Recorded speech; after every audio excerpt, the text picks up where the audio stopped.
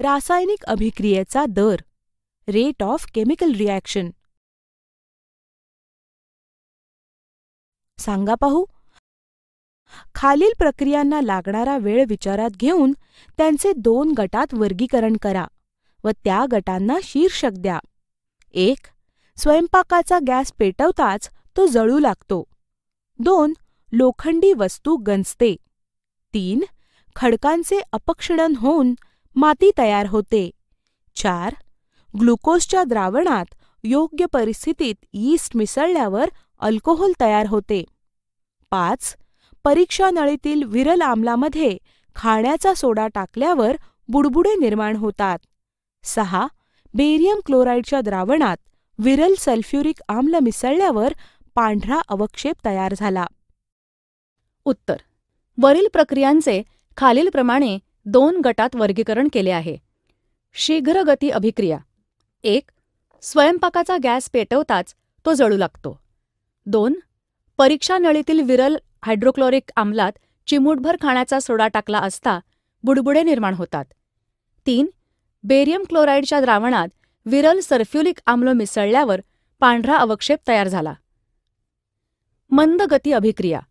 1. लोखंडी वस्तू गंजते. 2. खडकांचे अपक्षणन होऊन माती तयार होते. 3.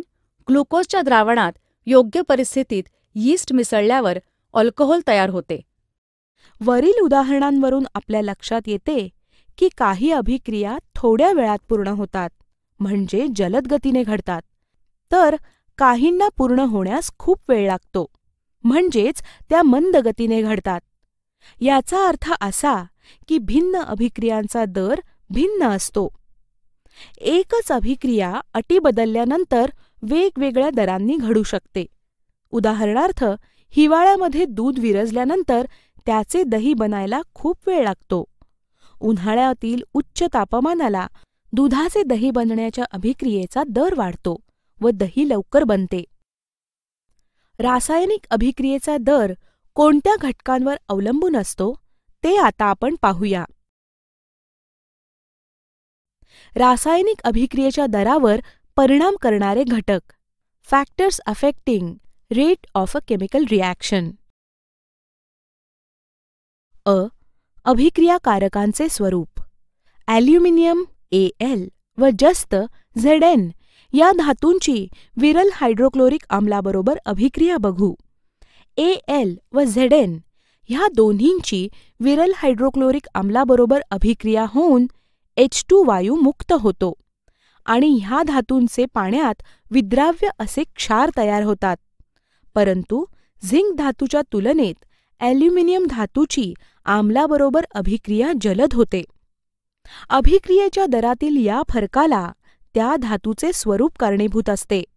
Al हा Zn पेक्षा जास्त अभिक्रियाशील किंवा रिॲक्टिव्ह आहे, म्हणून हायड्रोक्लोरिक आम्लाबरोबर Alच्या अभिक्रियेचा दर हा Zn बरोबरील अभिक्रियेच्या दरापेक्षा जास्त असतो. अभिक्रियाकारकांचे स्वरूप किंवा अभिक्रियाशीलता रासायनिक अभिक्रियांच्या दरावर परिणाम करते. धातूंची अभिक्रियाशीलता याविषयी आपण धातुविज्ञान या पाठात अधिक माहिती घेणार आहोत. आ. अभिकारकांच्या कणांचा आकार. करून पाहूया. साहित्य: 2 परीक्षा नळ्या, वजन काटा, मोजपात्र इत्यादी. रासायनिक पदार्थ: शहाबादी फरशीचे तुकडे, शहाबादी फरशीचा चुरा, विरल HCl इत्यादी. कृती: 2 परीक्षा नळ्यांमध्ये सारख्याच वजनाचे शहाबादी फरशीचे तुकडे व चुरा घ्या. दोन्हींमध्ये प्रत्येकी 10 ml विरल HCl टाका. कार्बन डायऑक्साईड वायूचे बुडबुडे जलद गतीने तयार होतात की मंद गतीने याचे निरीक्षण करा. वरील कृतीमध्ये तुमच्या लक्षात आले असेल की शहाबादी फरशीच्या तुकड्यांबरोबर कार्बन डायऑक्साईडचे बुडबुडे हळूहळू तयार होतात, तर भुकटीबरोबर ते जलद गतीने तयार होतात. वरील निरीक्षण असे दर्शवते की अभिक्रियेचा दर अभिकारकांच्या कणांच्या आकारावर अवलंबून असतो. रासायनिक अभिक्रियेत भाग घेणाऱ्या अभिकारकांच्या कणांचा आकार जेवढा लहान असेल तेवढा अभिक्रियेचा दर जास्त असतो. अभिकारकांची संहती. विरल व संहत हायड्रोक्लोरिक आम्लाची CaCO3 च्या भुकटीबरोबर होणारी अभिक्रिया विचारात घेऊ. विरल आम्लाबरोबर CaCO3 ची अभिक्रिया मंदपणे होते व CaCO3 हळूहळू नाहीसा होत जातो व CO2 वायू हळूहळू मुक्त होतो. याउलट संहत आम्लाबरोबरची अभिक्रिया जलद गतीने होऊन CaCO3 लवकर नाहीसा होतो. संहत आम्लाबरोबरची अभिक्रिया विरल आम्लापेक्षा जलद होते, म्हणजेच अभिक्रियेचा दर हा अभिक्रिया कारकांच्या संहतीच्या प्रमाणात बदलतो. अभिक्रियेचे तापमान. अपघटन अभिक्रियेचा अभ्यास करताना चुनखडीच्या अपघटनाची कृती तुम्ही केली आहे.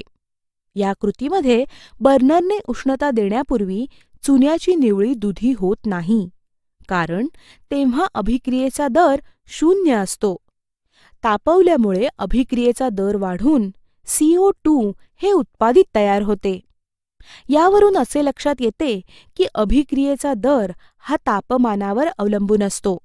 तापमान वाढवले की अभिक्रियेचा दर वाढतो. उत्प्रेरक. पोटॅशियम क्लोरेट KClO3 तापवले असता त्याचे अपघटन मंद गतीने होते. 2KClO3 when heated gives 2KCl plus 3O2. समीकरण 19. कणांचा आकार लहान करून व अभिक्रियेचे तापमान वाढवून देखील वरील अभिक्रियेचा दर वाढत नाही, परंतु मॅंगनीज डायऑक्साईड MnO2 च्या उपस्थितीत KClO3 चे जलद गतीने अपघटन होऊन O2 वायू मुक्त होतो. या अभिक्रियेत MnO2 मध्ये कोणताही रासायनिक बदल होत नाही. ज्या पदार्थाच्या केवळ उपस्थितीमुळे रासायनिक अभिक्रियेचा दर बदलतो, परंतु त्या पदार्थामध्ये मात्र कोणताही रासायनिक बदल होत नाही, अशा पदार्थाला उत्प्रेरक म्हणतात. हायड्रोजन पॅरॉक्साईडचे विघटन होऊन पाणी व ऑक्सिजन तयार होण्याची ही अभिक्रिया कक्ष तापमानाला खूपच मंद गतीने होत असते, पण तीच अभिक्रिया मॅंगनीज डायऑक्साईड MnO2 ची पावडर टाकल्यावर जलद वेगाने घडते. माहीत आहे का तुम्हाला? 1. प्रत्येक रासायनिक बदलामध्ये एक किंवा अधिक रासायनिक अभिक्रिया घडत असतात. 2. काही रासायनिक अभिक्रिया शीघ्र तर काही मंद गतीने होतात. 3. तीव्र आम्ल व तीव्र आम्लारी यामधील अभिक्रिया तात्काळ होते. 4. आपल्या शरीरात विकर म्हणजे एन्झाईम्स जैवरासायनिक अभिक्रियांचा दर वाढवतात व शरीराच्या तापमानालाच त्या घडवून आणतात. 5. नाशवंत खाद्यपदार्थ शीतकपाटात जास्त काळ टिकतात. खाद्यपदार्थांच्या विघटनाचा दर तापमानामुळे कमी होतो. 6. पाण्यापेक्षा तेलावर भाजी लवकर शिजते. 7. जर अभिक्रियेचा दर जलद असेल तर रासायनिक कारखान्यांमध्ये रासायनिक प्रक्रिया फायदेशीर ठरतात. 8. अभिक्रियेचा दर हा पर्यावरणाच्या दृष्टिकोनातून देखील महत्त्वाचा आहे. 9. पृथ्वीच्या वातावरणातील ओझोन वायूचा थर सूर्याच्या अतिनील किरणांपासून आपल्या पृथ्वीवरील सजीवसृष्टीचे संरक्षण करतो. हा थर कमी होणे किंवा टिकून राहणे ही प्रक्रिया साधारणतः ओझोन रेणूंच्या निर्मितीच्या आणि नष्ट होण्याच्या दरावर अवलंबून असते.